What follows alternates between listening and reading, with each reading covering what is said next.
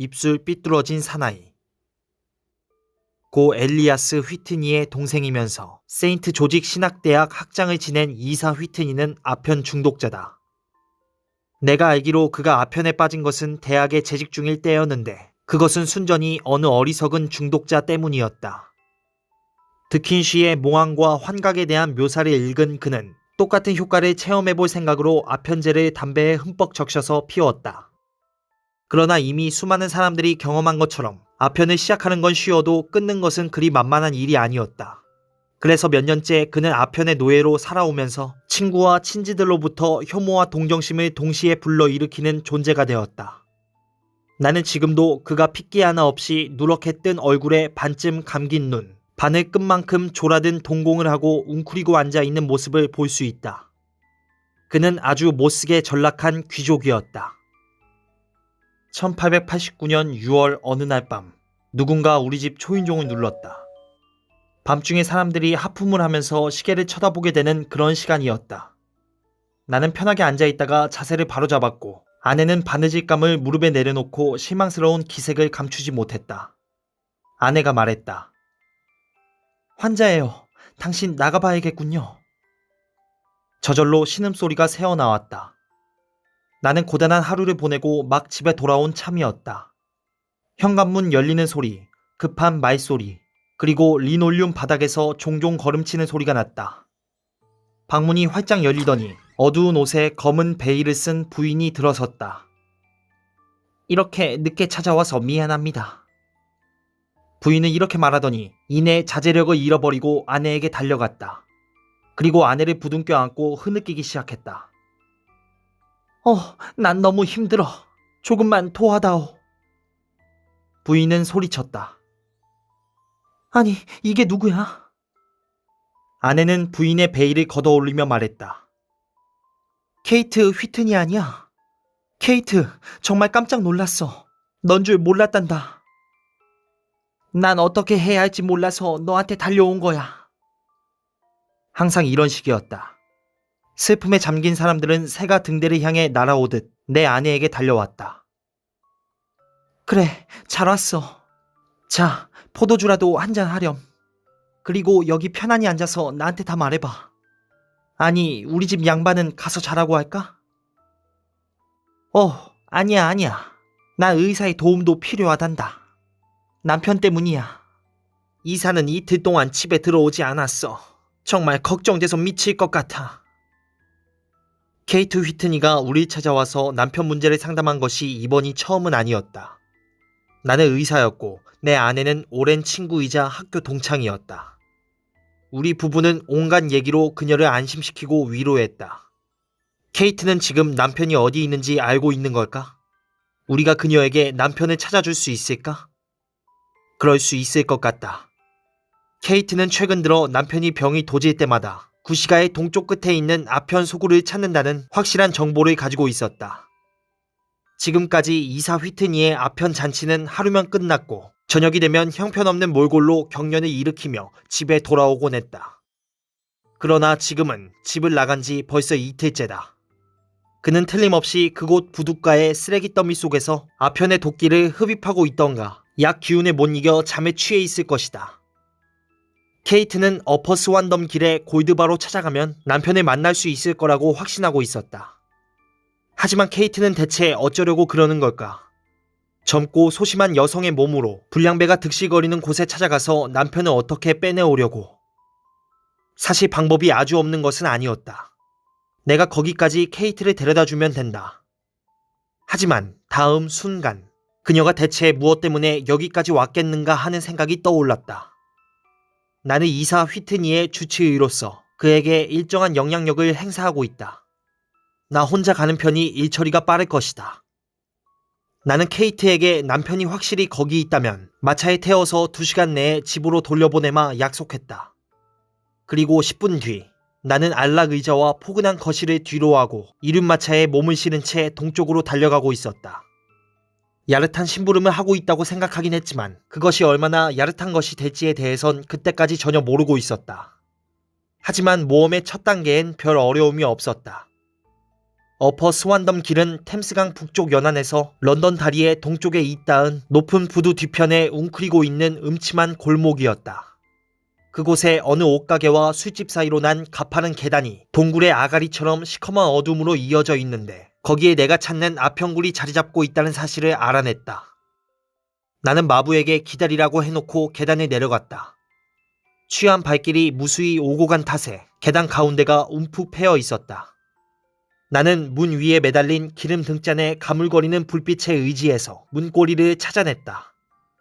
내가 들어선 곳은 천장이 낮은 기다란 방이었다. 실내는 갈색 아편 연기로 꽉 차 있었고 이민선의 상가판처럼 나무 침상이 줄지어 놓여 있었다. 어두컴컴한 실내에서 괴상한 자세를 취하고 있는 사람들이 어렴풋이 눈에 들어왔다. 활처럼 굽은 어깨, 구부린 무릎, 뒤로 잔뜩 젖힌 고개, 여기저기서 생기 없는 어두운 눈동자들이 이쪽을 바라보고 있었다. 어둠 속에서 작은 동그라미들이 빨갛게 타올랐다. 그것은 밝은 빛이 내다가 다시 희미해지곤 했다. 금속재 파이프에 아편을 담아 빨고 있는 것이다. 대개는 말이 없었지만 몇몇은 혼잣말을 했고 또 몇몇은 이상하게 낮고 단조로운 목소리로 대화를 나누기도 했다. 이들의 대화는 본물처럼 터져나왔다가 뚝 끊기곤 했다. 사람들은 자신의 생각만 주저리 늘어놓을 뿐 상대가 하는 말에는 별로 귀 기울이지 않았다. 맨 끝에 숯불을 피워놓은 자그마한 화로가 하나 있었고 그 옆에 산발이 의자에는 키가 크고 깡마른 노인이 앉아서 두 주먹으로 턱을 괜 채 팔꿈치를 무릎에 올려놓고 멍하니 화롯불을 쳐다보고 있었다. 내가 들어가자 창백한 말레이시아인 종업원 하나가 파이프와 약을 들고 달려와 빈 침상을 권했다. 고맙네. 하지만 난 친구를 찾으러 왔네. 이사 휘트니 씨라고 하는데 잠깐 만나볼 수 있을까? 오른쪽에서 누가 부스럭거리더니 내 이름을 불렀다. 어둠 속을 자세히 들여다보니 창백한 얼굴에 피골이 상접한 휘트니가 형편없는 몰골을 하고 나를 쳐다보고 있었다. 이런, 왓슨 아닌가? 휘트니는 말했다. 그는 온몸의 신경이란 신경은 다 경련을 일으키는 지독한 약물 반응 상태에 있었다. 왓슨, 지금 몇 시인가? 11시 다 됐네. 오늘이 무슨 요일이지? 6월 19일 금요일. 맙소사, 나 오늘이 수요일인 줄 알았는데. 오늘은 수요일이야. 대간절 무엇 때문에 나를 놀래키는 건가? 휘트니는 두 손에 얼굴을 묶고 신경질적으로 흐느끼기 시작했다. 여보게, 오늘은 금요일이라고 하지 않았나? 자네 부인은 이틀 동안 자네를 기다렸네. 이 사람아, 부끄러운 줄 알아야지. 자네 말이 맞아. 하지만 왓슨, 자네가 착각하고 있는 거야. 나는 여기 온 지 몇 시간밖에 안 됐어. 파이프를 3대인가 4대인가 밖에 안 피웠는데. 아니야, 몇 대나 피웠는지 통 기억이 안 나는군. 하지만 자네랑 같이 집에 가겠네. 아내를 걱정시키고 싶지는 않아. 가엾은 케이트. 나 좀 잡아주게. 마차는 가지고 왔나? 응, 밖에 대기시켜놨지. 그럼 그걸 타고 가야겠군. 하지만 돈을 내야 할 텐데. 왓슨, 계산 좀 해주게. 난 온몸에 힘이 하나도 없어. 나 혼자선 아무것도 못하겠네. 나는 지배인을 찾으려고 양쪽에 침상이 늘어서 있는 비좁은 통로를 내려갔다. 감각을 마비시키는 지독한 냄새 때문에 나는 숨이 멈췄다. 화로 옆에 앉아있는 키 큰 노인 곁을 지나가는데 갑자기 누군가 옷자락을 잡아당기더니 낮은 목소리로 이렇게 속삭였다. 그냥 지나가게. 돌아보지 말고. 그 말은 내 귀에 똑똑하게 들렸다. 나는 눈을 내리깔았다. 말한 사람은 옆에 노인임에 틀림없었지만 그는 한결같이 취한 듯한 자세로 앉아있었다. 주름투성이의 깡마른 몸은 늙어서 구부정했고 몹시 나른한 듯 아편 파이프는 손가락 새에서 흘러내려 무릎 사이에 대롱대롱 매달려 있었다. 나는 두 걸음을 더 가서 뒤를 돌아보았다가 깜짝 놀라 버럭 소리 지를 뻔했다. 노인은 나 말고는 아무도 보지 못하도록 등을 돌렸다. 노인의 몸이 꼿꼿해지고 주름이 펴지면서 멍한 눈에 다시 광채가 돌아왔다. 화롯가에 앉아서 내가 화들짝 놀라는 모습을 보고 씩 웃는 사람은 다름 아닌 셜록 홈즈였다. 그는 손을 약간 움직여서 가까이 오라는 신호를 보냈다. 그리고 순식간에 부들부들 떠는 수다스러운 노인네의 모습으로 돌아가서 사람들 쪽으로 반쯤 얼굴을 돌렸다. 홈즈! 나는 속삭였다. 대간절, 자네 이 소굴에서 뭘 하고 있는 건가? 될수록 작게 말하게. 내 귀는 아주 성능이 좋으니까 말이야. 자네가 아편쟁이 친구를 보낸 다음에 나랑 잠깐 얘기할 시간을 내준다면 말할 수 없이 기쁘겠네. 난 밖에 마차를 대기시켜놨어. 그럼 어서 친구를 태워보내게. 걱정할 필요는 없을 거야. 저 친구는 축 늘어져서 무슨 못된 짓을 하고 싶어도 할 수 없을 테니까. 그리고 자네는 부인에게 오늘 밤 나랑 같이 지낼 거라는 편지를 써서 마부편에 보내는 게 좋겠네.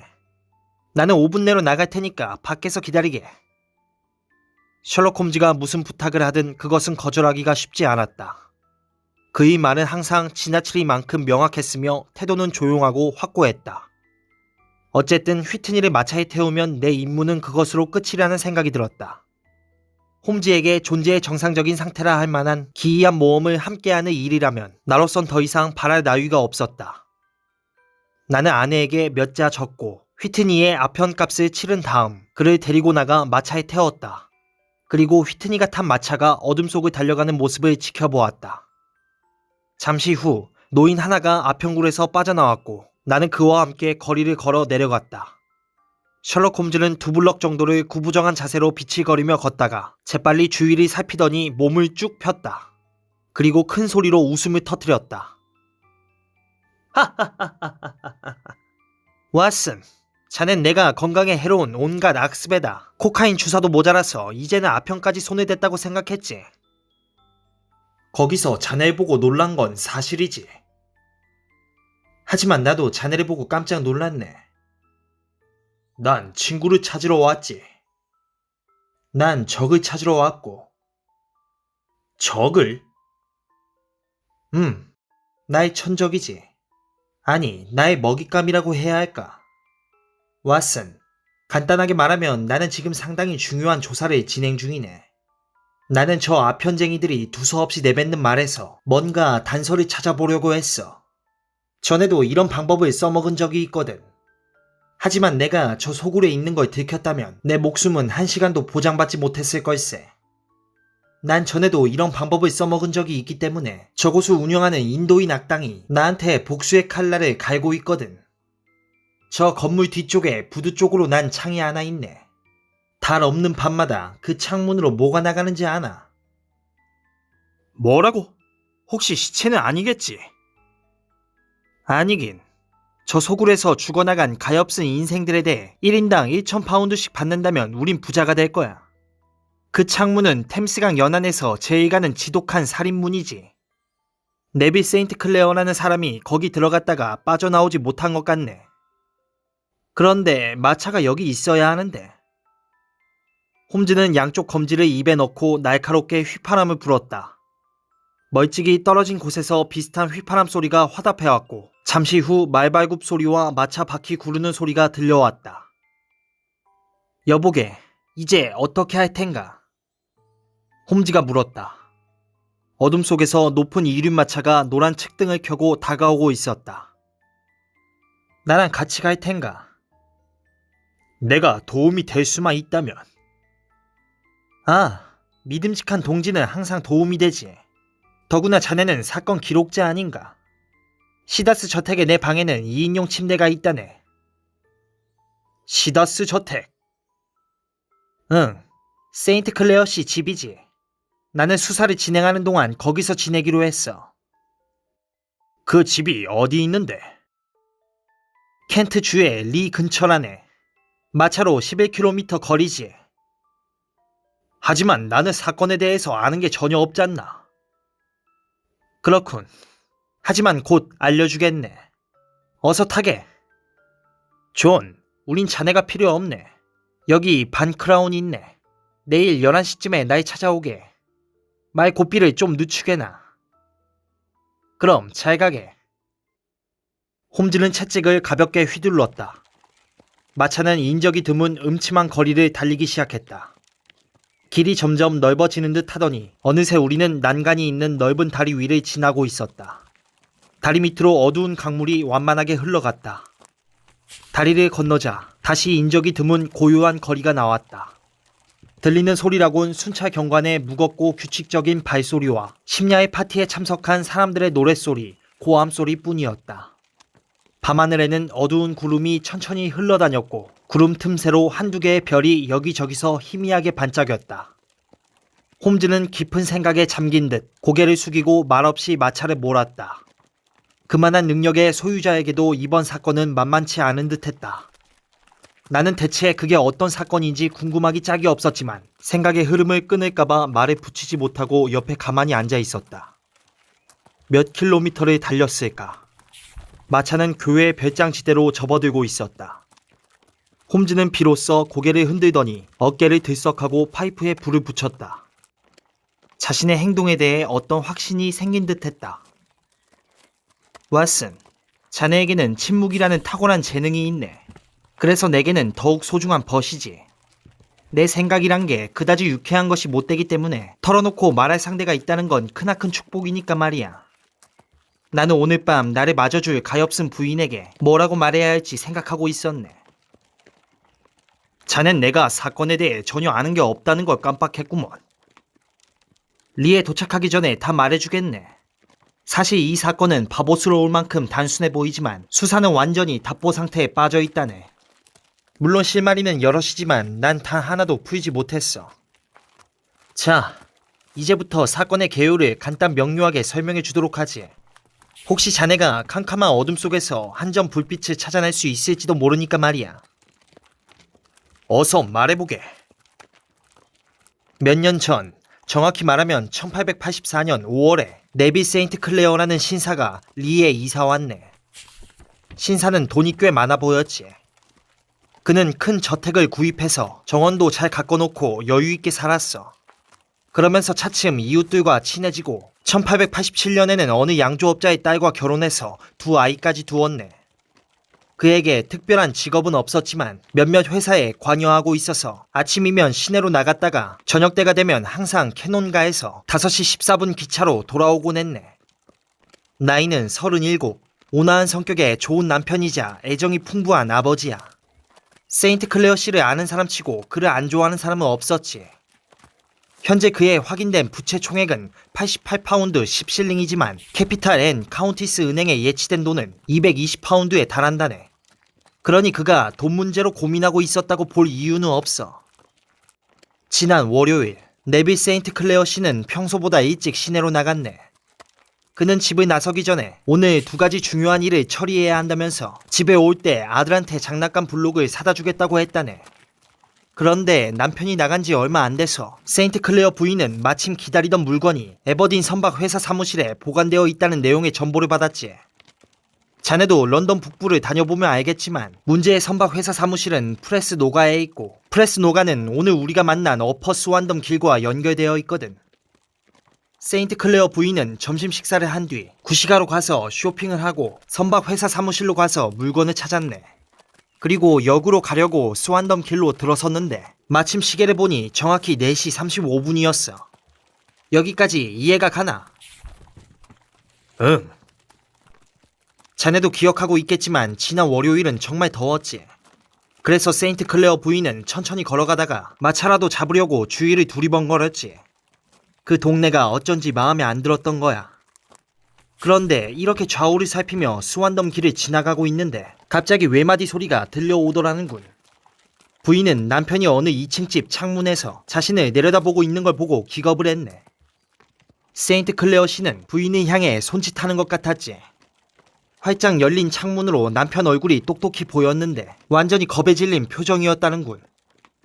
남편은 아내를 향해 미친 듯이 손을 흔들다가 어떤 힘센 팔이 뒤에서 잡아당긴 것처럼 갑자기 뒤로 딸려갔네. 그런데 부인은 여성의 예민한 눈으로 한 가지 야릇한 점을 발견했어. 남편은 아침에 입고 나간 검은 윗옷을 걸치고 있었는데 그 속에는 셔츠도 넥타이도 없었다네.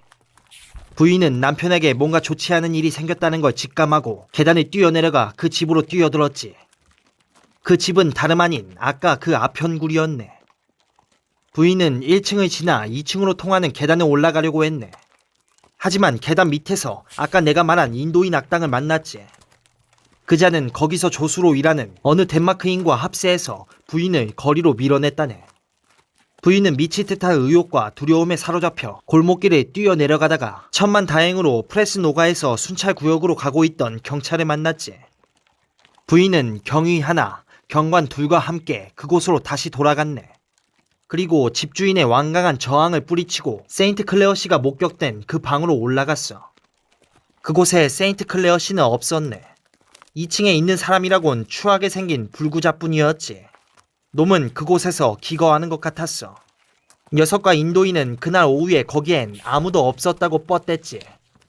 두 녀석이 너무도 완강하게 부인하자 경위는 멈칫해서 세인트 클레어 부인이 사람을 잘못 본 거라는 주장을 거의 믿게 되었네. 그런데 바로 그 순간 부인이 비명을 지르며 탁자 위에 놓인 작은 전나무 상자를 향해 달려가 뚜껑을 열었지. 그 속에선 장난감 블록이 쏟아져 나왔네. 그것은 세인트 클레어 씨가 아이에게 사다 주겠다고 약속한 바로 그 장난감이었어. 게다가 불구자가 당황한 빛을 감추지 못하는 걸 보고 경위는 사안이 중대하다는 걸 깨달았지. 경찰은 모든 방을 샅샅이 뒤졌고 그 결과 참혹한 범죄가 저질러졌음이 드러났어. 간소한 가구가 배치된 2층 거실은 작은 침실과 이어져 있는데 그 침실은 부두 끄트머리와 마주보고 있네. 그리고 부두와 침실 창문 사이에는 좁은 틈이 있는데 간조이 때는 바닥이 드러나지만 만조이 때는 물이 들어와서 깊이가 최소한 1m 30cm는 되지. 넓은 침실 창문은 활짝 열려 있었어. 그런데 자세히 살펴보니 창틀에 핏자국이 묻어있고 침실 마루에는 여기저기 핏방울이 떨어져 있었지. 거실 커튼을 들추자 뒤쪽에서 네빌 세인트 클레어 씨의 옷가지가 쏟아져 나왔어. 윗옷만 빼고 말이야. 부츠, 양말, 모자, 시계 모든 게 다 거기에 있었지. 옷에는 별다른 폭력의 흔적이 남아있지 않았지만 네빌 세인트 클레어 씨의 자취도 없었다네. 그는 침실 창문을 통해 밖으로 나간 게 분명했어. 그 밖에 다른 출구라곤 없었으니까. 그런데 창틀의 불길한 핏자국은 그가 헤엄쳐서 목숨을 구했을지도 모른다는 기대조차 할 수 없게 만들었네. 비극이 일어난 그 순간은 한창 만조 때였거든. 이제 그 사건과 관련된 듯한 악당들에 대해서 살펴보기로 하지. 인도인 주인은 전과가 화려한 녀석으로 알려져 있지만 부인 말에 따르면 세인트 클레어 씨가 창가에서 자취를 감춘 지 몇 초밖에 안 됐을 때 그 계단 밑에 서 있었다고 하네. 그러니 기껏해야 범죄의 종범에 지나지 않을 거야. 그자는 자기는 아무것도 모른다고 딱 잡아떼고 있어. 세입자 휴분이 뭘 어떻게 했는지 자긴 모르고 실종된 신사의 옷이 어떻게 해서 거기 와 있는지도 모르겠다고 주장하고 있네. 인도인 주인에 대해선 그 정도로 하고 아평굴 2층에 살고 있는 그 흉측한 불구자에 대해 알아보기로 하지. 아마 이 세상에서 네빌 세인트 클레어 씨를 마지막으로 본 것은 그자일 거야. 이름은 휴 분이라고 하지. 흉한 외모 덕분에 구시가를 자주 다니는 사람들에게는 아주 익숙한 얼굴일세. 그자는 경찰의 단속을 피하려고 밀랍 성냥 행상처럼 꾸미고 있긴 하지만 사실은 직업적인 거지일세. 은행이 몰려있는 스레드니 들가를 걷다 보면 길 왼쪽에 녀석의 조그만 자리가 보이지. 자네도 한 번쯤은 보았을 거야.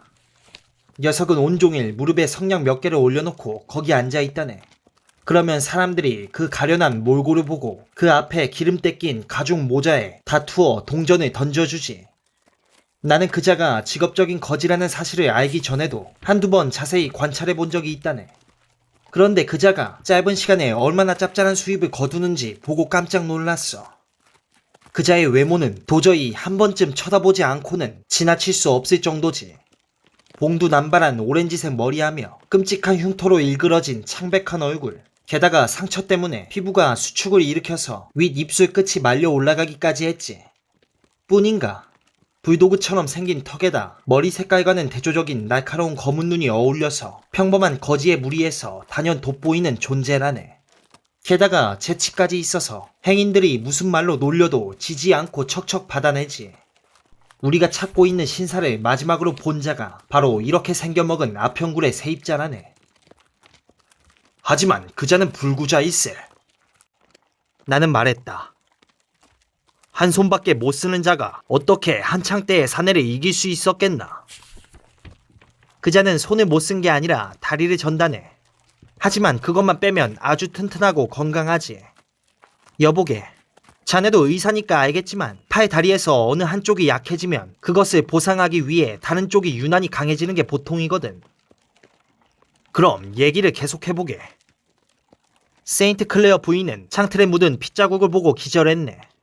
그래서 경찰이 부인을 마차에 태워서 집에 데려다 주었지. 부인이 거기 있어봤자 조사에 별 도움이 되지는 않았을 테니까.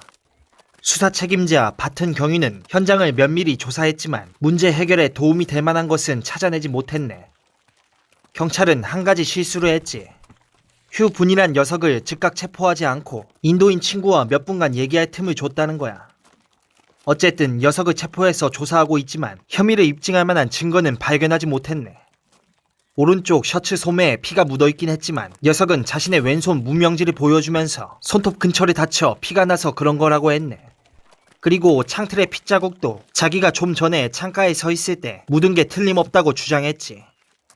녀석은 경찰에게 세인트 클레어 씨를 본 적이 없다고 발뺌하면서 자기도 그 신사의 옷이 자기 방에 와 있는 이유를 모르겠다고 진술했어. 세인트 클레어 부인이 남편을 창가에서 보았다는 증언에 대해서는 부인이 정신 이상이거나 헛것을 봤을 거라고 주장했지. 녀석이 아우성을 치면서 경찰서로 끌려간 뒤에도 경위는 현장에 남았네. 물이 빠지면 뭔가 새로운 단서가 드러나지 않을까 해서 말이야. 경위의 예상은 적중했지. 물론 강바닥에서 발견된 것이 최악의 것은 아니었어. 경찰은 네빌 세인트 클레어의 위옷을 발견했네. 물이 빠지면서 시신에서 옷이 벗겨져 나간 거야. 그런데 위옷 주머니에서 뭐가 발견됐을 것 같은가? 상상이 안 되는데. 그럴 거야. 짐작할 수 없겠지. 위옷 주머니마다 1페니와 반페니짜리 동전이 가득 들어 있었다네. 1페니 동전 421개와 반페니 동전 270개. 위옷이 조류를 타고 떠내려가지 않은 게 당연했지. 하지만 시신은 좀 달라. 밀물 때 부두와 그 집 사이에는 거센 소용돌이가 생기거든. 그래서 무거운 외투는 바닥에 가라앉았지만 시신은 옷이 벗겨진 채 강물 속으로 떠내려간 걸세. 하지만 다른 옷들은 다 방에서 발견됐다고 하지 않았나? 시신이 위옷 하나만 입고 있었을까? 그건 아닐세. 하지만 사실들을 그럴듯하게 꿰맞출 수는 있지. 휴 분이라는 자가 네빌 세인트 클레어를 창문 너머로 밀어 떨어뜨렸고 그걸 본 사람이 아무도 없다고 가정해보세. 분은 그 다음에 어떻게 했을까? 물론 맨 먼저 떠오른 생각은 세인트 클레어의 옷을 치워야겠다는 거겠지. 그래서 그는 윗옷을 움켜쥐고 창밖으로 던지려고 하는데 옷이 가라앉지 않고 떠오를 거라는 생각이 났어. 그런데 시간이 별로 없었지. 아래층에서 세인트 클레어 부인이 2층으로 올라오려고 옥신각신하는 소리가 들렸으니까. 또 인도인 공범한테서 경찰이 이쪽으로 달려오고 있다는 얘기도 들었을 걸세. 1분 1초도 지체할 여유가 없었네. 그래서 분은 구걸에서 모은 돈을 보관해 놓은 비밀 장소로 달려가서 닥치는 대로 동전을 주머니에 쓸어 넣었겠지. 윗옷을 가라앉히려고 말이야. 윗옷을 던진 다음에 다른 옷도 똑같이 강에 던져버리려고 했을 거야. 그런데 밖에서 여럿이 달려오는 소리가 들렸겠지. 그자는 경찰이 나타나기 전에 겨우 창문을 닫을 시간밖에 없었을 거야. 정말 그럴듯하군. 글쎄, 이런 가설을 세운 건 그보다 나은 설명이 없었기 때문일세. 아까 말했듯이 분은 체포되어 경찰서로 끌려갔네. 하지만 조사해보니 녀석에게는 별다른 전과가 없었어. 녀석은 오랫동안 직업적인 거짓 노릇을 해오긴 했지만 죄를 짓지 않고 아주 조용하게 살았나봐. 현재 상황은 이 정도라네. 앞으로 알아내야 하는 문제는 네빌 세인트 클레어가 그 아평굴에서 대체 무엇을 하고 있었는지, 그리고 그곳에서 어떤 일을 당했고 지금 어디 있는지, 휴부는 그의 실종과 어떤 관계가 있는지 등이라네. 하지만 그 어떤 문제도 아직 해결될 기미가 없어. 솔직히 말해서 처음에는 쉬운 것 같았다가 이렇게 갈수록 태산이었던 사건은 없었던 것 같아. 셜록 홈즈가 이렇게 기이한 이야기를 굽이굽이 펼쳐놓는 동안 마차는 큰 시가지의 외곽을 지나 질풍같이 내달렸다. 변두리에 드문드문 서 있는 집들을 지나치자 길 양쪽에 생울타리가 서 있는 시골길이 나왔다. 이 길을 지나자 한적한 시골 마을이 나왔다. 몇몇 창문에선 아직도 불빛이 새어나오고 있었다. 여긴 리의 외곽이지. 친구는 말했다. 우린 잠깐 사이에 세 개의 줄을 거쳐온 거야. 미들섹스에서 출발해서 서레이의 변두리를 지나 켄트 주까지 온 거지. 저쪽 나무 사이로 불빛이 보이나? 저게 바로 시다스 저택일세.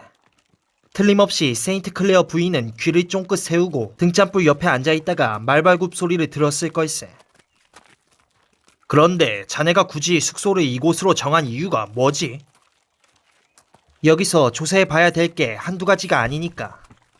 세인트 클레어 부인은 친절하게도 나한테 방 2개를 내주셨네. 물론 부인은 내 친구이자 동료를 환영할 테니까 자네는 염려 말고 푹 쉬게. 하지만 왓슨, 부군에 관한 새로운 소식도 없이 부인을 만나게 되니 정말 괴롭군. 자, 다 왔네. 일어, 개설아, 일어. 마차는 넓은 대지 위에 세워진 큰 저택 앞에 멈췄다. 마구간에서 일하는 소년이 쪼르르 달려나와 말머리를 잡았다. 나는 홈즈를 따라 자갈이 깔린 구불구불한 진입로를 서둘러 걸었다. 집 앞에 거의 다 왔을 무렵 현관문이 활짝 열리더니 자그마한 금발 여성이 집 안에서 나왔다. 그녀는 목둘레와 소매에 하늘거리는 분홍색 시폰으로 단을 댄 가벼운 모슬린 드레스를 입고 있었다. 집 안에서 흘러나오는 환한 불빛을 배경으로 그녀의 모습이 또렷이 떠올랐다. 그녀는 한 손으로 문을 짚고 다른 손은 반쯤 올린 채 무엇인가를 찾는 사람처럼 몸을 앞으로 내밀고 있었다. 반쯤 벌린 입술과 간절한 눈동자는 말하지 않아도 그녀가 찾는 게 무엇인지를 말해주었다. 홈즈 선생님이시죠? 세인트 클레어 부인은 외쳤다. 홈즈 선생님? 우리 둘을 보고 기대에 찬 목소리로 말을 꺼낸 부인은 내 친구가 고개를 가로저으며 어깨를 들썩하는 걸 보고 실망한 표정으로 한숨을 지었다. 좋은 소식 없나요? 예. 나쁜 소식은요? 없습니다. 그나마 다행이네요. 어서 들어오세요. 하루 종일 동분서주 하셨을 테니 얼마나 피곤하시겠어요. 이쪽은 제 친구 왓슨 박사입니다. 몇몇 사건에서 제게 큰 도움을 주었는데 우연히 만나서 같이 왔습니다. 이 친구와 함께 사건 조사를 할 수 있게 되었으니 저에겐 크게 다행스러운 일입니다. 뵙게 돼서 기뻐요. 부인은 반갑게 내 손을 잡으며 말했다. 집안에 갑자기 일이 닥쳐서 손님 대접에 소홀한 점이 많을 거예요. 부디 너그럽게 이해해 주시기 바랍니다. 별 말씀을 다 하십니다. 제가 이 친구와 알고 지낸 것이 한두 해가 아닙니다. 그렇지 않다 해도 사과 말씀이 필요 없는 상황이라는 것쯤은 충분히 알 수 있죠. 부인에게든 이 친구에게든 조금이라도 도움이 될 수 있다면 그 이상 기쁜 일이 없을 겁니다. 그런데 셜록 홈즈 선생님. 불이 환하게 켜진 식당에서 부인이 말했다. 식탁 위에는 차갑게 식힌 요리가 차려져 있었다. 저는 선생님께 한두 가지 여쭙고 싶은 게 있습니다. 부디 제가 하는 질문에 솔직하게 답해주세요. 그렇게 하겠습니다, 부인. 제 기분에 대해서는 신경 쓰지 마세요. 저는 히스테리도 일으키지 않고 기절하지도 않을 테니까요. 저는 그저 선생님의 솔직한 의견을 듣고 싶을 뿐이에요. 그런데 어떤 점이 궁금하신지요? 솔직하게 말씀해 주세요. 네빌은 살아 있을까요? 셜록 홈즈는 곤혹스러운 표정을 지었다. 솔직하게요. 예? 부인은 홈즈의 앞에 서서 의자에 앉아있는 그를 날카로운 눈으로 내려다보며 같은 질문을 되풀이했다. 홈즈는 고리버드 의자에 등을 기댔다. 그럼 솔직하게 말씀드리지요, 부인. 저는 그렇게 생각하지 않습니다. 그럼 그이가 죽었다고 생각하시는 건가요? 예. 살해당했다고요? 확실한 건 아닙니다. 하지만 그럴 가능성이 높지요. 그럼 그이가 죽은 건 언젠가요? 월요일. 그렇다면 홈즈 선생님, 그이가 쓴 편지가 오늘 저한테 배달된 것은 어떻게 된 걸까요? 셜록 홈즈는 감전된 사람처럼 펄쩍 뛰어 일어났다. 뭐라고요? 그는 고함 치듯이 말했다. 예, 오늘이요. 부인은 생글거리며 편지를 들어보였다. 한번 볼 수 있을까요? 그럼요. 홈즈는 부인의 손에서 낚아채다시피 편지를 받아들고 식탁 위에 펼쳐놓았다. 그리고 등잔불을 옮겨놓고 자세히 그것을 들여다보았다. 나도 자리에서 일어나 홈즈의 어깨 너머로 들여다보았다. 편지 봉투는 싸구려였고 오늘 날짜 그레이브샌드 소인이 찍혀 있었다. 아니, 벌써 자정을 넘은 지가 한참 됐기 때문에 어제 날짜라고 해야 할지도 모르겠다. 피체가 거칠군요. 홈즈는 중얼거렸다. 이건 분명히 부군의 피체가 아닙니다. 예, 하지만 속에 든 것은 그의 글씨예요. 편지 봉투를 쓴 사람이 누군지는 모르지만 주소를 몰라서 남한테 물어봐야 했던 모양입니다. 그건 어떻게... 받는 사람 이름은 아주 까만 잉크로 쓰여 있습니다. 잉크가 그대로 마른 것이죠. 하지만 나머지 글씨는 회색입니다. 앞지를 사용했기 때문이지요. 만약 주소를 한꺼번에 써내려간 다음 앞지로 눌렀다면 아주 까만 색은 나타나지 않았을 겁니다. 그런데 이 사람은 이름을 쓴 다음에 한참 있다가 주소를 썼습니다. 이곳 주소를 잘 몰랐다고 볼 수밖에 없죠. 물론 그건 사소한 것입니다. 하지만 사소한 것들만큼 중요한 것은 없으니까요. 자, 이제 편지를 볼까요? 여기 동봉된 편지가 있군요. 예, 거기엔 남편의 인장이 찍혀 있어요. 인장 반지로 찍은 거죠. 그런데 이건 부군의 필체가 맞습니까? 그의 필체 중에 하나예요. 그게 무슨 말이죠? 그이가 서두르면 그런 글씨가 나와요. 평상시의 필체하고는 아주 틀리지요. 하지만 저는 알고 있는 글씨랍니다. 사랑하는 당신, 걱정 마오. 다 잘 될 거요. 중대한 착오가 생겼소. 바로 잡으려면 시간이 좀 걸릴 것 같소. 참고 기다려주기 바라오. 네빌. 팔절지 공책을 뜯어내 연필로 갈겨 썼고 편지에 물 묻은 자국 같은 건 없군요. 엄지손가락이 더러운 사람이 오늘 그레이브샌드에서 편지를 붙였습니다. 그리고 제 눈이 정확하다면 씹는 담배를 즐기는 사람이 편지 봉투에 고무풀을 붙였군요. 그런데 부인께서는 이 편지를 틀림없이 부군이 쓰셨다고 확신하시는 거죠? 예, 그 편지를 쓴 사람은 분명히 네빌이에요. 그리고 오늘 그레이브샌드에서 편지를 붙인 사람은 딴 사람이고요. 세인트 클레어 부인, 이제 좀 감이 잡히는 것 같습니다. 물론 아주 마음을 놓아도 된다고 말씀드릴 순 없지만 말입니다. 하지만 홈즈 선생님, 그이는 분명히 살아있어요. 누군가 수사의 혼선을 빚기 위해 이 편지를 교묘하게 위조한 게 아니라면 말이죠. 결국 그 반지는 아무것도 증명하지 못합니다. 부군에게서 빼앗은 것일 수도 있으니까요. 예, 그래요. 하지만 이건 남편의 필체가 틀림없어요. 그렇군요. 하지만 부군께서 월요일에 쓴 편지를 오늘에야 붙인 건지도 모릅니다. 그랬는지도 모르죠. 그렇다면 그 사이에 많은 일이 생겼을 것입니다. 홈즈 선생님, 그런 말씀 마세요. 저는 남편이 무사하다는 걸 알고 있어요. 우리 부부한테는 아주 예민한 공감대가 있어서 남편에게 좋지 않은 일이 생기면 본능적으로 그걸 안답니다. 남편을 마지막으로 본 그날도 말이에요. 남편이 침실에서 손을 다쳤을 때 저는 식당에 있다가 무슨 일이 생겼다는 걸 직감하고 당장 2층으로 쫓아 올라갔어요. 선생님께선 제가 그렇게 사소한 일에도 민감하게 반응하면서 그이가 죽었다는 사실을 못 느낄 거라고 생각하시나요? 저도 인생 경험을 할 만큼은 해서 여성의 직감이 분석적이고 논리적인 인간의 결론보다 더 정확할 때가 있다는 것쯤은 압니다. 그런데 부인의 이 편지가 부군이 살아있다는 증거라고 생각하고 계십니다. 하지만 부군께서 살아서 편지를 쓸 수 있다면 왜 부인 앞에 나타나지 않는 걸까요? 그건 정말 모르겠어요. 월요일에 부군이 집에서 나갈 때 별다른 말씀은 없었습니까? 예. 그런데 부인은 스완덤 길에서 부군을 보고 깜짝 놀라셨죠. 정말 놀랐어요. 그 창문은 열려 있었나요? 예. 그럼 부군이 부인을 보고 소리 지른 것입니까? 그런 것 같았어요.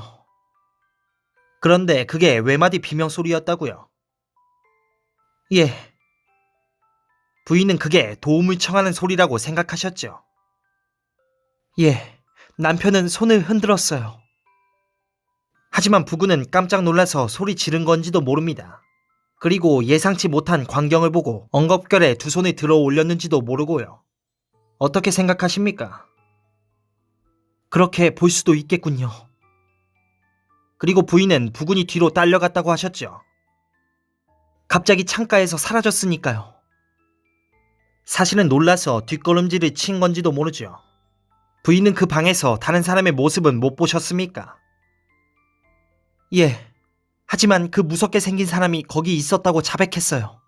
그리고 인도인은 계단 밑에 있었고요. 그렇군요. 그런데 부인이 밑에서 보았을 때 부군께선 보통 때의 옷을 입고 계셨나요? 예. 하지만 셔츠도 넥타이도 없었어요. 저는 남편의 속살이 드러나 있는 걸 똑똑히 보았죠. 부군께선 스완덤 길에 대한 얘기를 한 적이 있습니까? 아니요. 아편을 피운 적은 절대 그런 적 없었어요. 감사합니다. 세인트 클레어 부인. 이상으로 제가 알고 싶었던 부분이 명확해졌군요. 우리 이제 간단하게 저녁 식사를 하고 물러가서 쉬도록 하겠습니다. 내일도 몹시 바쁜 하루가 될 것 같으니까요. 우리는 더블 베드가 놓인 널찍하고 편안한 방을 쓰게 되었다. 나는 한밤의 모험 때문에 몹시 고단했으므로 얼른 침대 속으로 들어갔다. 그러나 셜록 홈즈는 미처 해결되지 않은 문제가 있을 때는 며칠이 걸리든 휴식을 취하지 않고 사건들을 다양한 순서로 배치해보면서 생각할 수 있는 모든 관점에서 심사숙고하는 사람이었다. 이렇게 해서 결국 문제를 해결하든지 아니면 자료가 불충분하다는 근거 있는 결론을 내리곤 했다. 홈즈는 위독과 조끼를 벗고 헐렁한 푸른 실내복으로 갈아입었다. 그리고 방 안을 돌아다니며 침대와 소파, 의자에서 베개와 쿠션 따위를 모았다. 그리고 이런 것들을 쌓아 올려 등받이가 있는 동양풍 보료를 만든 다음 독한 잎담배 30g과 성냥 한 갑을 앞에 갖다 놓고 책상 다리를 하고 보료에 올라 앉았다. 홈즈는 희미한 등잔불 아래 앉은 채 낡은 브라이어 파이프를 입에 물고 텅 빈 눈으로 천장 한 구석을 응시했다. 그는 꼼짝도 하지 않았고 푸른 담배 연기만이 자욱이 피어올랐다. 독수리처럼 날카로운 얼굴이 불빛을 받아 빛났다. 그가 그렇게 앉아있는 동안 나는 깜빡 잠이 들었고 갑작스러운 외마디 소리에 놀라 잠을 깼을 때도 그는 여전히 그렇게 앉아있었다. 방 안으로 이른 여름 햇살이 스며들고 있었다. 홈즈는 아직도 파이프를 물고 있었고 담배 연기는 여전히 피어올랐으며 방 안은 매캐한 담배 연기로 가득 차 있었다. 하지만 그의 앞에 수북히 쌓여있던 독한 잎담배는 사라지고 없었다. 왓슨, 이제 깼나? 그는 물었다. 응. 아침에 한 바퀴 도는 게 어떤가? 좋지. 그럼 옷을 입게. 아직 아무도 안 일어난 것 같지만 나는 마구간 아이의 방이 어딘지 알고 있어. 곧 마차를 꺼내야겠네. 그는 혼자 벙식거리며 말했다. 두 눈에서 광채가 나는 걸 보니 어젯밤에 침울한 명상가가 완전히 딴 사람으로 변신한 것 같았다. 나는 옷을 입으면서 시계를 흘끗 쳐다보았다. 아직 아무도 안 일어난 게 당연했다. 시계는 4시 25분을 가리키고 있었다. 옷을 다 입기도 전에 소년이 말에 마구를 채우고 있다는 소식을 갖고 홈즈가 돌아왔다. 나는 이제부터 내 이론을 시험해 보려고 하네. 홈즈는 구두를 신으며 말했다. 왓슨, 자네 앞에는 지금 유럽 최고의 바보가 서 있네. 자네가 날 여기서 체링 크로스까지 날아가도록 걷어찬데도 할 말이 없어. 하지만 이제 사건의 열쇠를 찾긴 한 것 같아. 열쇠라고? 그게 어디 있는데? 나는 빙그레 웃으며 물었다. 욕실에. 그는 대답했다. 여보게, 난 지금 농담하고 있는 게 아닐세. 그는 내가 못 믿겠다는 얼굴을 하자 이렇게 말했다. 나는 방금 욕실에 갔다 왔어. 거기서 열쇠를 빼내왔지. 지금 이 여행 가방에 들어있네. 자, 어서 가세. 그 열쇠가 맞는지 안 맞는지는 곧 알게 될 거야. 우리는 도둑 고양이처럼 살금살금 계단을 내려가 밝은 아침 햇살 속으로 나섰다. 집 앞에 마차가 대기하고 있었고 옷도 제대로 못 입고 뛰어나온 듯한 마구간 소년이 말머리 옆에 서 있었다. 우리는 재빨리 마차에 뛰어올랐다. 마차는 런던로를 질주하기 시작했다. 대도시로 야채를 운반하는 집마차 몇 대가 움직이고 있을 뿐 길 양쪽의 마을은 꿈속의 도시처럼 조용히 엎드려 있었다. 이 사건은 대단히 기이하긴 하지만 실마리는 있었네. 홈즈는 달리는 말에 채찍질을 하며 말했다. 하지만 솔직히 말해서 나는 두더지처럼 눈이 어두웠어. 그래도 늦게라도 분별을 얻게 되어 다행일세. 마차는 런던 시내로 접어들었다. 마차가 서레이의 거리를 달리는 동안 가장 부지런한 사람들이 막 일어나 잠이 덜 깬 얼굴로 창밖을 내다보았다. 우리는 워털루 브리지로를 지나 강을 건너 웨링턴가를 달렸다. 거기서 오른쪽 길로 꺾어지니 보가였다. 셜록 홈즈는 경찰에서 유명 인사였다. 경찰서 문을 지키고 있던 순경 둘이 그를 보고 경례를 붙였다. 한 사람은 말머리를 붙들고 다른 한 사람은 우리를 안으로 안내했다. 오늘 당직이 누군가? 홈즈가 물었다. 브래드 스트리트 경위입니다. 아, 브래드 스트리트. 안녕하시오.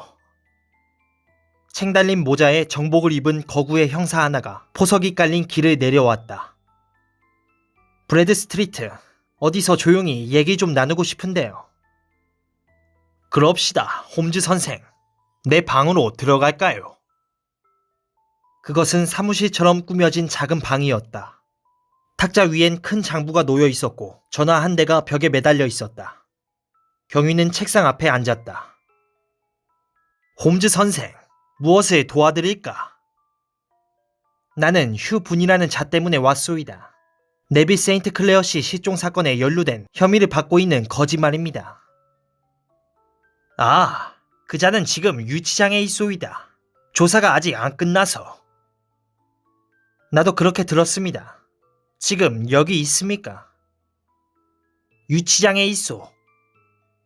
조용한가요? 오, 아주 얌전하지. 하지만 아주 지저분한 악당이요. 지저분하다고요? 그렇소. 아무리 말해도 겨우 손이나 씻고 만다오. 얼굴이 땜장이처럼 시커먼데 말이요. 하지만 조사가 끝나면 죄수 목욕탕으로 보낼 거요. 그자 얼굴을 한번 보면 내 말이 이해가 갈 거외다. 난 그자를 꼭 한번 보고 싶습니다. 그렇소. 그거야 별거 아니지요. 이리로 오시오. 가방은 여기 그냥 놓아두시고. 아니요. 이것도 가지고 들어가겠습니다. 좋소. 이리로 오시오. 형사는 우리 데리고 복도로 나갔다. 쇠창살이 달린 문을 열고 나선형 계단을 내려가자 허옇게 칠한 복도가 나왔다. 양쪽으로 문들이 줄지어 서 있었다. 오른쪽에서 세 번째 방이요. 바로 여기. 경위가 말했다. 그는 문 위쪽에 검은 판자를 살짝 밀고 방 안을 들여다보았다. 자고 있군요. 한번 보시오. 우리는 창살 틈에 눈을 가져다 댔다. 분은 우리 쪽으로 고개를 돌리고 누워 있었다. 천천히 숨을 몰아쉬는 것으로 보아 깊이 잠든 것이 분명했다. 체격은 크지도 작지도 않았고 직업에 어울리게 다 떨어진 옷을 입고 있었다. 누더기 윗옷에 찢어진 틈으로 요란한 색깔의 셔츠가 비어져 나와 있었다. 그는 경위가 말한 대로 말할 수 없이 더러웠다. 하지만 얼굴에 묻은 검댕이 혐오스러울 만큼 추한 용모를 가려주지는 못했다. 폭이 넓은 오래된 흉터가 눈에서 턱까지 비스듬히 나 있었는데 피부의 수축 때문에 윗입술 한쪽이 말려 올라가 이빨 3개가 드러나 있었다. 말하자면 그는 쉬지 않고 으르렁거리는 얼굴을 하고 있었다. 수세미처럼 헝클어진 오렌지색 머리가 더부룩하게 눈과 이마를 덮고 있었다. 어떻소? 볼만하지요? 경위가 말했다. 정말 세수를 좀 해야겠군요. 홈즈는 말했다. 나는 녀석을 씻겨야겠다는 생각을 하고 있었습니다. 그래서 실내를 무릅쓰고 도구를 좀 챙겨왔죠. 그는 들고 온 가죽 가방을 열었다. 그가 가방에서 꺼낸 물건은 놀랍게도 커다란 목욕용 수세미였다. 하하하, 홈즈 선생도 참 우스운 사람이요. 경위는 웃음을 참지 못했다. 자, 미안하지만 저 문을 아주 조용히 열어주십시오. 그럼 녀석을 곧 말끔하게 만들어줄 테니까요. 그렇게 못할 이유가 뭐겠소? 녀석이 우리 보가 감방에 자랑거리처럼 보이지는 않으니까 말이오. 안 그렇소? 브래드 스트리트는 열쇠 구멍에 살그머니 열쇠를 꽂아 넣었다.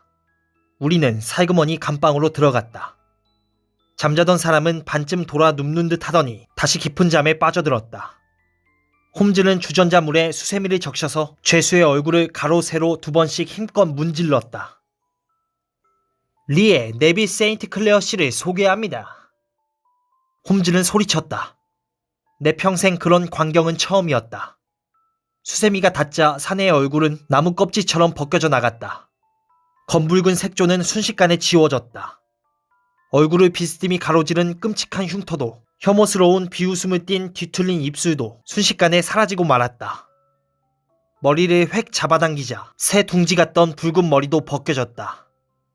창백하리만치 희고 기품이 넘치는 슬픈 얼굴의 사내가 침상에 일어나 앉아 잠이 덜 깬 얼굴로 주위를 두리번거리며 눈을 비비고 있었다. 그의 머리는 검은색이었고 살결은 매끈했다. 갑자기 사태를 깨달은 그는 비명을 지르며 베개에 얼굴을 파묻었다. 하느님 맙소사! 경위는 소리쳤다. 이제 보니 실종된 사람이 여기 와 있었구먼. 난 저 얼굴을 사진으로 봐서 알고 있소.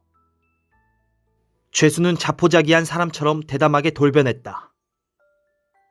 그렇소이다. 그럼 말해보시오. 대간절 나한테 무슨 죄가 있다는 거요?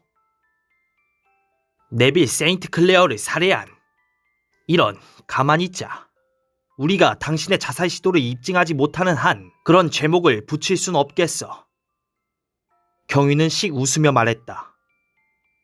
허참, 나도 경찰 생활을 27년째 하고 있지만 이런 일은 정말 처음이오. 내가 네빌 세인트 클레어가 맞다면 어떤 범죄도 없었던 것이고 따라서 나는 불법으로 구금되어 있는 거요. 범죄는 없었지. 하지만 당신은 큰 실수를 저질렀소. 홈즈는 말했다. 당신은 부인을 믿어야 했소. 내가 아내를 못 믿어서가 아니었소. 그건 아이들 때문이었소. 사내는 신음했다. 하나님. 나는 아이들에게 부끄러운 아버지가 되고 싶지는 않았소. 맙소사, 이렇게 정체가 드러나다니. 이제 나는 어떻게 하지? 셜록 홈즈는 그에게 바싹 다가앉아 가만히 어깨를 두드려 주었다.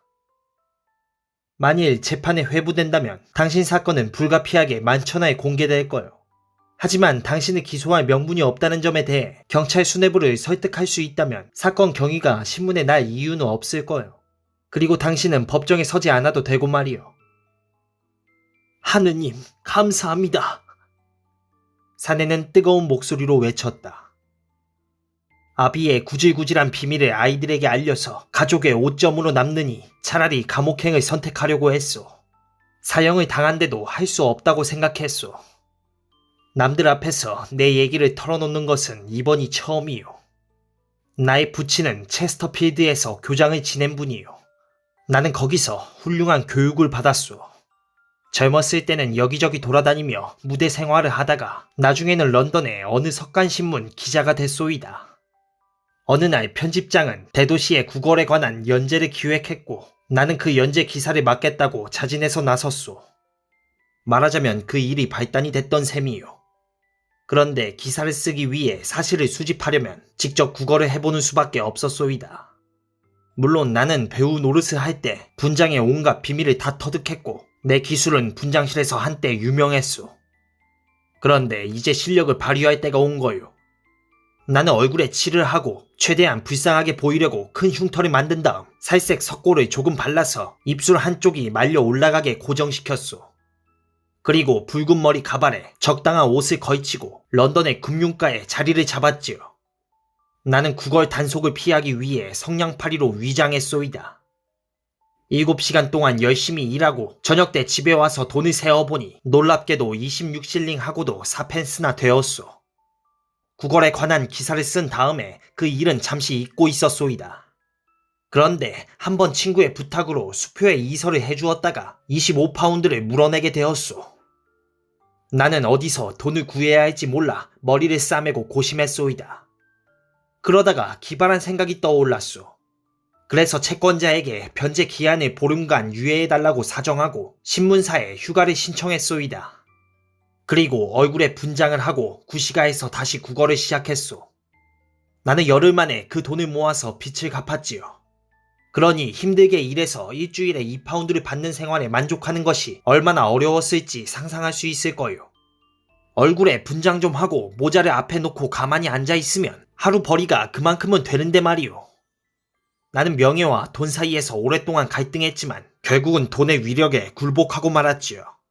그래서 기자직을 때려치우고 처음에 고른 그 자리로 매일같이 출근했소. 그리고 흉측한 얼굴로 동정심을 자극해서 주머니를 동전들로 채웠지요. 내 비밀을 아는 이는 세상에 단 한 사람뿐이었소. 그는 내가 새들어 있던 스완덤길 아편굴의 주인이었지요. 나는 그 집에서 매일 아침 더러운 거린이 되어 나왔다가 저녁 때는 도시에 잘 차려입은 신사로 변신했다오. 인도인 주인에게는 항상 방세를 두둑히 지불했소. 그렇게 하는 한 비밀이 새나갈 염려가 없었으니까 말이오. 나는 금세 상당한 액수를 저축하게 되었소. 물론 런던 시내의 거지들이 누구나 나처럼 1년에 700파운드 이상씩 벌 수 있는 건 아니오.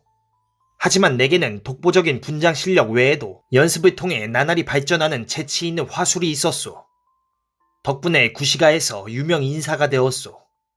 거짓말을 좀 보태면 온종일 1페니 동전이 비처럼 쏟아졌소. 그 중에는 가끔씩 은화도 섞여 있었죠. 그러니 아무리 운이 없는 날이라 해도 하루 2파운드를 못 채우는 날이 없었소이다. 돈이 모일수록 내 야심도 덩달아 커졌소. 교회에 집을 사고 결혼도 했지요. 나의 직업에 대해 의혹의 눈길을 보내는 사람은 없었소이다. 아내는 내가 구시가에서 사업을 하는 줄 알고 있소. 물론 그 사업이 어떤 건지는 잘 모르지만 말이요. 지난 월요일 나는 하루 일을 마치고 아편굴 위에 내 방에서 옷을 갈아입다가 문득 창밖을 내다보았소. 그런데 아내가 밑에 서서 눈을 동그랗게 뜨고 날 올려다보고 있는 거요. 난 얼마나 놀랐는지 모른다오. 엄격결에 소리를 지르고 얼굴을 가리려고 팔을 올렸소. 그리고 인도인 주인에게 달려가서 2층으로 아무도 못 올라오게 해달라고 부탁했소이다. 곧 아래층에서 아내의 목소리가 들려왔소. 하지만 난 아내가 올라오지 못할 거라는 걸 알고 있었소. 나는 재빨리 옷을 벗어던지고 거지 옷으로 갈아입은 다음 분장을 하고 가발을 썼소. 나의 변장은 아내의 눈도 속일 만큼 완벽했지요. 하지만 문득 사람들이 방을 뒤질지도 모른다는 생각이 들었소이다. 옷을 들키면 내 정체가 탄로나지 않겠소. 그래서 창문을 열었는데 그때 힘을 주다가 아침에 집에서 다친 손가락의 상처가 다시 벌어진 거요. 나는 윗옷에 집어들었소. 구걸에서 모은 동전을 가죽 가방에서 윗옷 주머니로 옮겨 넣었기 때문에 옷은 묵직했지요. 옷을 창밖으로 내던지니 강물 속으로 가라앉았소. 그리고 다른 옷가지를 던지려고 하는데 바로 그 순간 경찰이 계단에 뛰어오르는 소리가 들려왔소. 천만 다행으로 잠시 후 내 정체를 들키지 않고 네비 세인트 클레어의 살인범으로 체포되었소. 더 이상 설명할 게 있는지 모르겠군요. 나는 할 수 있는 한 신분을 감추기로 결심했고 그래서 더러운 얼굴을 씻지 않고 있었던 거요. 하지만 아내가 몹시 걱정할 거라는 걸 알고 경찰이 옆에 없는 틈을 타서 걱정하지 말라고 급하게 끼적거린 편지와 함께 반지를 빼서 인도인에게 맡겼지요. 당신이 쓴 편지는 어제야 부인에게 도착했소. 홈즈는 말했다. 그럴 수가. 일주일 동안 얼마나 애를 태웠을까. 경찰은 인도인을 감시하고 있었소. 브래드 스트리트 경위는 말했다. 그래서 몰래 편지를 붙이는 일이 어려웠을 거요. 그자는 아마 그 편지를 손님으로 온 선원에게 맡겼을 거요. 그런데 부탁받은 사람이 며칠 동안 그걸 잊어버리고 있었겠지. 바로 그겁니다. 홈즈는 동의의 표시로 고개를 끄덕였다. 틀림없이 그랬겠죠. 그런데 당신은 구걸죄로 처벌받은 적은 없었소.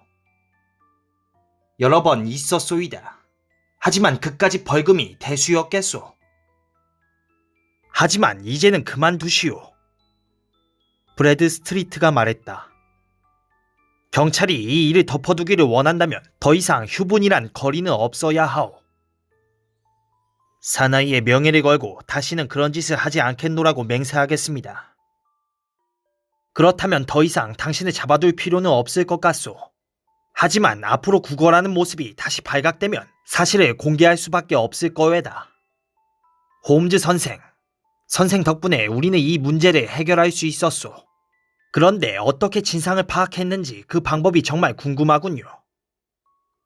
방법 말입니까? 내 친구는 말했다. 베개 5개를 깔고 앉아 담배 30g을 피워 없애는 거지요. 왓슨, 지금 베이커가로 출발하면 아침 식사 시간에 딱 맞출 수 있을 것 같군.